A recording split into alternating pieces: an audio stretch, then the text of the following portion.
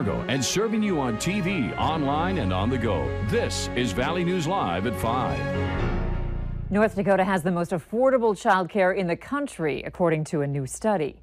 1 in 3 parents put themselves into debt to pay for child care, and that price is rising across the nation. However, Care.com says North Dakota has the lowest rate for in-center daycare. Valley News Team's crime and safety reporter Nicole Johnson spoke with providers in the community and shows us why that may not be as good as it sounds. Nationwide, the average person pays around $211 a week for childcare. You know, Fargo, I know a lot of people charge about $150. Stephanie McDonald runs a daycare at her Moorhead home. She says Moorhead and Fargo rates are about the same. However, Minnesota didn't make the list for affordable childcare. It depends on where you're at. Now, if I were in, say, Becker County, I wouldn't be making what I'm making now. Many agree. While this area tends to be cheaper, childcare costs are still tough for parents to afford. I'm a divorced mom and I was in the working world. My degree is actually in radiology. And so when I struggled, I had daycare too. And it was hard sometimes to come up with the $150, you know, every couple of weeks. And that's not much compared to what most people pay. Over at Totspot, directors say they try to provide affordable rates on purpose for families. They know they aren't going to get rich doing what they do. Yeah, and they're not here, you know, for a paycheck. They're here specifically because they love the kids and they love what they do. So, you know, having extremely high wages or anything, I don't think it would really affect who we hire. While you can find cheap daycare, McDonald says safety should be your first concern. Mom wants to find cheap care. She's also compromising that. Nicole Johnson, Valley News Live. There's a great need for quality care in rural Minnesota. The Department of Human Resources says it's difficult for families to find care because the number of providers is declining and many kids are not ready for kindergarten. We have a few chances of rain the next few days, and that includes tonight. Hutch, which areas have the best chance of getting it and when? Out west, we do have storms firing. In fact, some of them are severe in the western Dakotas. And we see just west of the Devil's Lake Basin a few non-severe storms trying to fire up. But by far the strongest storms are well out to the west. Little thunder and lightning moving in towards the Ramsey and Benson County areas, the Devil's Lake Basin. It's moving at about 33 miles per hour, so we'll keep our eyes on that. The best chance for severe weather tonight is out to the west, and we certainly may see some strong storms as we get to the late night hours, but our chance will be much better as we go through the day tomorrow. Most of us stay dry this evening, including here in Fargo. It's hot out there. We're in the upper 80s now. We'll stay there for the next 3 hours or so, and then finally cool off a little bit with the southeast wind, keeping us humid as well. A little muggy out there, Andrea. And then for tomorrow, here's where that slight risk of severe weather moves, right over our area. We'll have details on when and what we expect to transpire through your Friday here in just a few more minutes. All right, thanks, Hutch. You bet. And remember to like Valley News Live on Facebook. You can follow the latest news, weather, and breaking news updates anytime on your feed. Just search Valley News Live, like our page, and you'll stay informed throughout the entire day. The North Dakota Highway Patrol is investigating after a 14-year-old girl was killed in a crash while she was riding her bike this morning. It happened about a half-mile east of Lisbon. Troopers say the driver was going uphill and around a curve when they hit the girl on her bike. She died on scene, and authorities are not releasing her name at this time. The driver involved is 75-year-old Dennis Reinke of Lisbon. He was not hurt in the crash. We've got an update on another crash we reported earlier today. A 61-year-old Colfax man is dealing with serious injuries after a crash involving a semi near Wahpeton.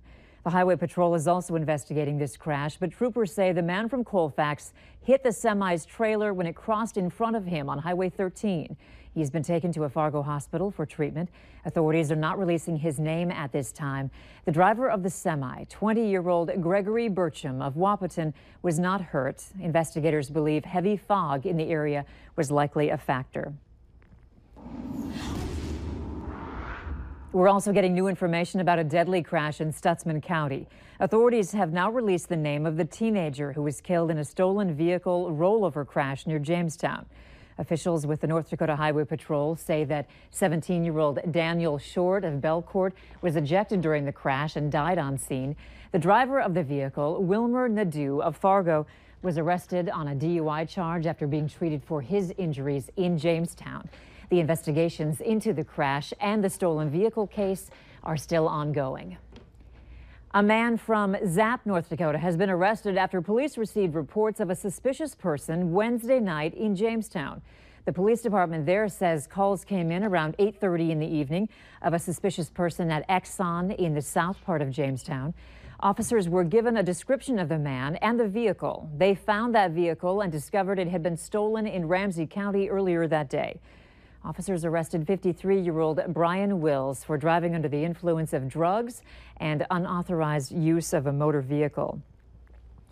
O.J. Simpson is going to be a free man. He'll be released on parole after serving 9 years behind bars in Nevada for armed robbery. Chris Martinez has details from Carson City, Nevada. Mr. Simpson, I do vote to grant parole. With a unanimous vote, a Nevada parole board agreed to release O.J. Simpson from prison. You are low risk to reoffend on our guidelines. The decision came after a hearing where Simpson testified that he was remorseful for his part in an armed robbery of 2 sports memorabilia dealers in Las Vegas in 2007. I've spent 9 years making no excuses about anything. I am sorry that things turned out the way they did. The parole board in this case could not consider Simpson's acquittal in the 1994 double murder of his ex-wife, Nicole Brown Simpson, and her friend, Ron Goldman. The 70-year-old says he's apologized to his victims in the robbery, including Bruce Fremong. Bruce was traumatized by it. Fortunately, as I said, we talked it out. Simpson appeared nervous at first, as did parole board members who don't typically get this much media attention. You are currently, well, very recently turned 90 years old. 90, I'm sorry about that. I feel like it, though. Simpson's daughter was among several supporters who asked for his freedom. He truly is remorseful, and we just want him to come home so that we can move forward. Thank you. Thank you. Thank you. That day could come as early as October 1st. Chris Martinez, CBS News, Carson City, Nevada. O.J. Simpson plans to live with family in Florida when he's released. Attorney General Jeff Sessions is responding today to comments from President Trump, effectively saying he would not have picked Sessions for Attorney General if he knew that he would have recused himself in the Russia investigation. During a news conference this morning, Sessions brushed off President Trump's sharp criticism that came out in an interview with the New York Times, saying that he is totally confident he can run the Department of Justice, even after President Trump expressed regrets. The Attorney General said he plans to continue to serve the president and his agenda.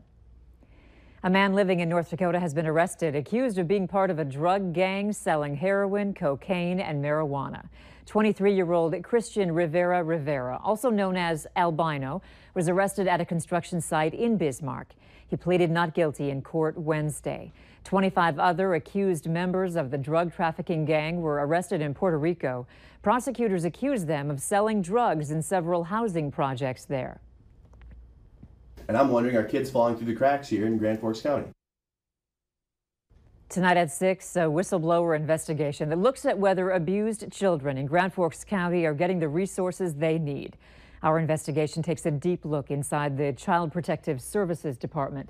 A mass exodus of government-paid social workers led us to internal emails and meeting notes. Some claim a toxic work environment is causing some kids to be forgotten about. See what the whistleblower claims is going on behind closed doors, only on Valley News Live tonight at 6. Some repair work was happening in Moorhead today, but this time it didn't look like your typical road construction. Drain Services Incorporated was out with their new Maxi Miller technology. The device uses a robot that goes underground to fix sewer lines without having to tear apart the road. The owner of Drain Services says this service is not only beneficial to the city, but to homes and business owners as well. We estimate a couple thousand cars a day are going through just this part of the street and then turning off in various blocks afterwards. So that traffic that has to get through town and not worry about adding more time or being late for anything, we're eliminating their exposure to this project at all. Drain Services says they're the only business in town that provides this service.